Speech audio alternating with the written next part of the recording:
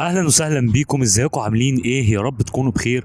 النهارده باذن الله هيكون فيديو جديد في القناه ان شاء الله. النهارده هيكون فيديو قيم جدا وحلو جدا، وهقول لك انا عايزك تحط القاعده اللي هقولها لك دي في دماغك.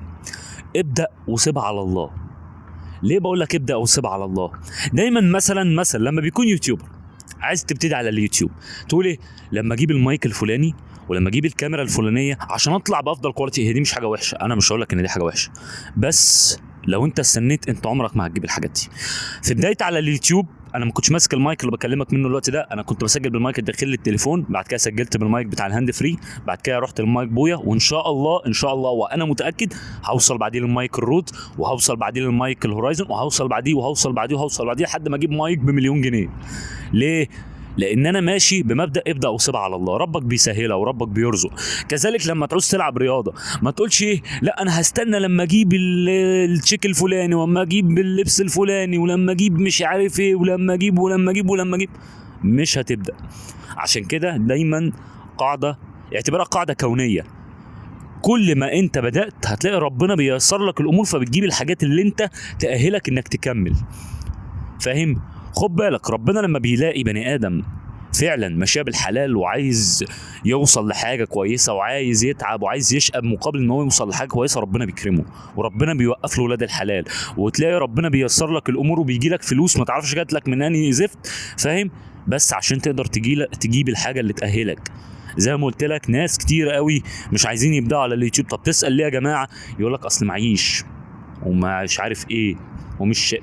يا عمي واحده الستاند بتاع التليفون مثلا عشان تحط عليه، انا عن نفسي مش معايا ستاند، مش عطلان، حطه على طوبه قدامي بصور. واحده هجيب ستاند، واحده بواحده هجيب اضاءه، لان الحياه بتمشي بالتدريج.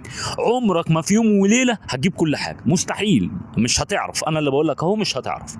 فاهم؟ الا بقى اذا كنت حد مقتدر.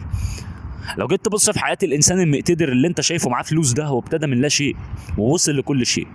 فاهمني؟ فانا بقول لك ببساطه شديده، انا خد بالك انا اليوتيوب ما بيدينيش فلوس لحد دلوقتي، ما خدتش حاجه من اليوتيوب لان لسه ما حققتش شروط الربح. بس اقول لك على حاجه، انا بدفع من جيبي. المايك اللي انا ماسكه ده بدفع من جيبي. الاماكن اللي بخشها، ما انت النادي او الكافيهات او الكلام ده كله عشان نصور في حاجه، انا سامحوني لو التليفون بتاعي شويه بس عشان الهواء شديد شويه. بس انا بعمل كل ده ليه؟ لان بستثمر في اليوتيوب. انا لحد دلوقتي بدفع في باقه النت اللي برفع منها فيديوهات، بدفع. يعني انا لو انا كنت عطلت نفسي كنت بادنى حاجه قلت ايه؟ لما اجيب المايك الفلاني ولما اجيب وانا متاكد كمان انت كمان هتتفرج على الفيديو لا انا هجيب ولا انت هتجيب. ليه؟ لان ربنا ممشي لنا قاعده واحده بواحده تجيب كل شيء. بس عايز تمشي بالقاعده اللي ربنا كتبها عليك امشي، مش عايز خلاص انت حر. هنقول لك ايه؟ يعني دي حاجه بترجع لك، يعني دي حاجه زي ما بيقولوا بتاعتك انت، عايز تمشي بيها كان بيها، مش عايز خلاص انت حر. ما حدش يجبرك على حاجه. فببساطه شديده يا شباب انا عايزكم تبداوا تسيبوها على الله. ابدا وسيب على الله. بس يا شباب ده كان فيديو النهارده، وانا فيديوهاتي ما بطولش لان ما بحبش احمل حشو في الفيديو خلاص. لا انا بحب الفيديو بتاعي يكون قصير ويفيد المتابع.